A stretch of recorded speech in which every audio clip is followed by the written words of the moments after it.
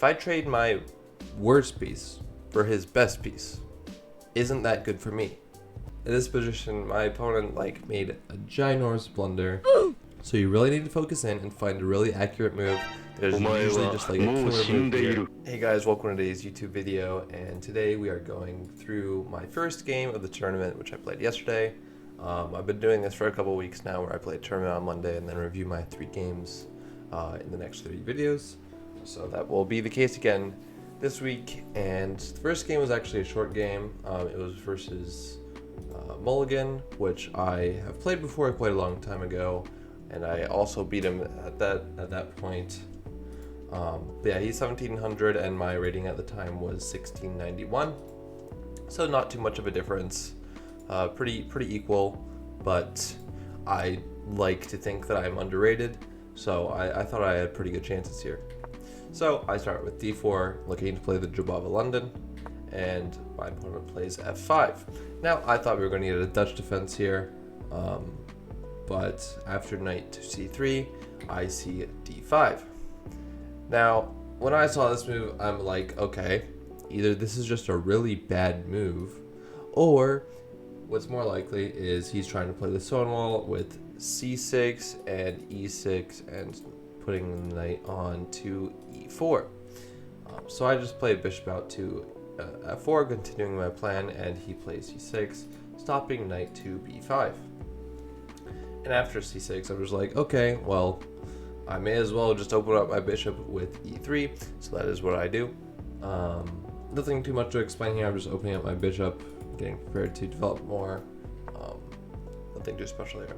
So knight f6, just very normal. I mean, this is just what you do in the Stonewall. So I played bishop out to d3, looking to target this pawn maybe, but he plays e6, reinforcing the pawn, and this is now officially the Stonewall setup. You're going to essentially just put your knight onto e4 and try and have a strong knight. So I go knight to f3, and my opponent here just plays bishop to d6. And in these positions, usually what I've studied when they try and target your bishop on f4, sometimes you go back, but more commonly you block the bishop with your knight. It's inaccurate here, but I'm still better. So I think the computer has just been mean to me recently. It gives me inaccuracies for playing the second move, or just other normal moves that make sense. Of course, I've also seen knight to e2 as a move, but I didn't remember that. So castles, and I had 3 plans here essentially. My first plan was rook to b1, trying to play b4 and b5, supported by my knight and my bishop. Or I could go a3 and b4. Either one is fine. My second plan was h4 and just trying to set it up the board. But I didn't really see what that would actually do with h4, h5, h6. So I went with the more aggressive plan, and another pretty common plan in the Jobava, queen to f3. Now the entire point behind this move is either put your queen onto g3, pitting the g pawn to the king, or putting your queen onto h3, trying to target the h7 pawn. But that doesn't really make much sense here, since the bishop is blocked by the f5 pawn because of the Stonewall. But in this position, my opponent plays knight to e4. Now in this position, I'm like, okay, his best piece is the knight. What is my worst piece? The bishop. Look at all of his pawns. His pawns are all on the light squares. So my bishop is essentially just a pawn at this point. It is pretty bad. So I'm just like, okay, if I trade my worst piece for his best piece, isn't that good for me? Bishop takes e4. And the only really logical move here is f takes e4. Taking towards the center is also pretty principled, so that's what he does.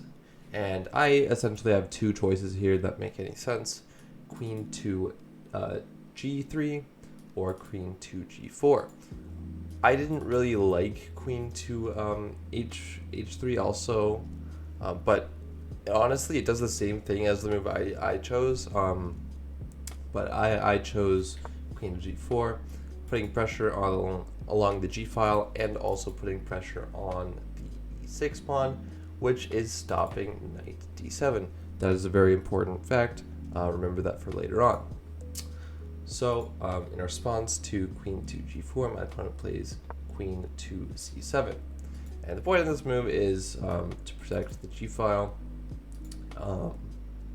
and also put pressure on my knight. I didn't think it was that big of a mistake. The top move here is f3, which is a little hard to see, not being castled at all. But yeah, the best move for black there was c5, which is actually logical, opening up the center. I'm not castled yet, and that also puts a lot of pressure on my knight. So I just simply castle here, which is the second move. Again, the computer's just being very mean to me recently and giving me inaccuracies for second moves. And of course I still have like a big advantage. But in this position, my opponent made a ginormous blunder, and it kind of just was the entire point of me playing queen to g4. My opponent wants to remove my knight, so what's the move to do that? Knight d7. Now, this is a blunder, and it's actually quite obvious why it's a blunder, but it's a little bit easy to miss sometimes in a game, cutting off vision. The reason this is blunder is because the bishop no longer has vision of the e6 pawn. So I very, very simply have queen takes e6.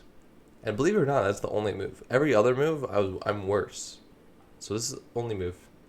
It was kind of funny because after I played queen takes e6 in like 10 seconds, my opponent's like, he didn't whisper it either. He's like, oops.